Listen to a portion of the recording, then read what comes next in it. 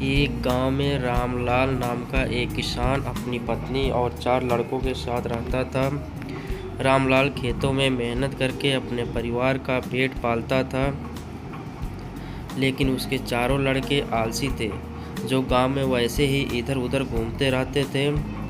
एक दिन रामलाल ने अपनी पत्नी से कहा कि अभी तो मैं खेतों में काम कर रहा हूँ, लेकिन मेरे बाद इन लड़कों का क्या होगा? इन्होंने तो कभी मेहनत भी नहीं करी, ये तो कभी खेत में भी नहीं गए। रामलाल की पत्नी ने कहा कि धीरे धीरे ये भी काम करने लगेंगे। समय बीतता गया और रामलाल के लड़के कोई काम नहीं करते थे।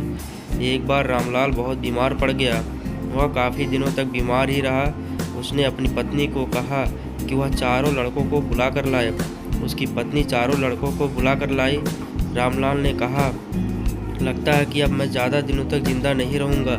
रामलाल को चिंता थी कि उसके जाने के बाद उसके बेटों को क्या होगा, इसलिए उसने कहा, बेटों, मैंने अपने जीवन में जो भी कुछ कमाया है वह खजाना अपने खेतों के नीचे दबा रखा है।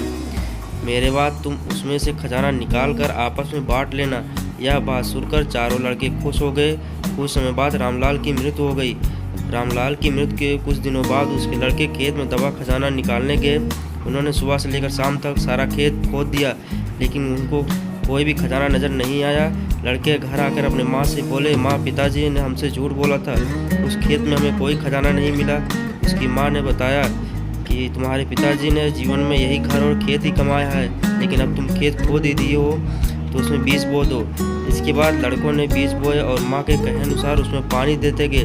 कुछ समय बाद फसल पककर तैयार हो गया, जिसको बेचकर लड़कों को अच्छा मुनाफा हुआ, जिसे लेकर वह अपनी माँ के पास पहुँचे।